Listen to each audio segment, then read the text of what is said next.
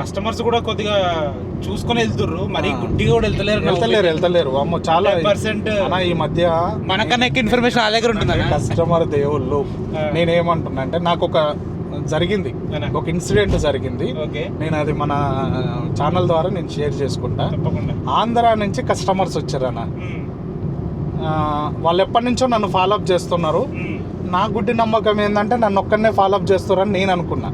కాదు, వాళ్ళు 4-5 కంపెనీలని social media ప్లాట్ఫారంలో చూస్తున్నారు. వాళ్ళు నా ఇదే కార్ని నేను ఎల్బీ నగర్ మెట్రో కాడ ఆపితే అక్కడికి వచ్చినారు, ఆంధ్ర నుంచి వచ్చి అక్కడికి వచ్చినారు. వచ్చి నా వెంచర్ ఒక్కటే చూస్తారనుకున్నా. కాదు, నాకే 10 వెంచర్లు చూపించారు వాళ్ళు వచ్చి. కస్టమర్స్ నాకే 10 వెంచర్లు చూపించారు. నేనే పరేషాన్ అయినా, ఇంకేం చేయలేకపోయినాం. ఎందుకు అంటే కస్టమర్ ఇప్పుడు ఏదైనా సరే మామూలుగా గుర్రాన్ని మనము వాగు వరకు తీసుకుపోలేస్తాం.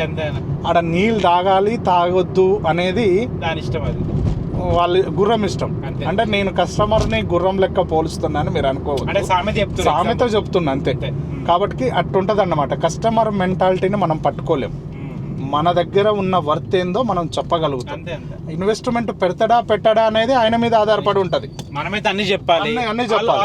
సార్ ఇక్కడ మీరు మీ రూపాయి పెడితే ఇక్కడ 10 రూపాయలు కావడానికి ఏ విధంగా ఉంటది అనేది మనం అన్ని చెప్తాం. రేపన్నాడు మీది 10 రూపాయలు అయినాక దాన్ని అమ్మాలి, ఎట్టమ్మాలి అనేది కూడా మనం సపోర్ట్ ఇస్తాం. ఇవన్నీ చెప్తాం. ఆయన మంచిగా అనిపించింది అనుకోండి పెడతాడు, లేకపోతే లేదు.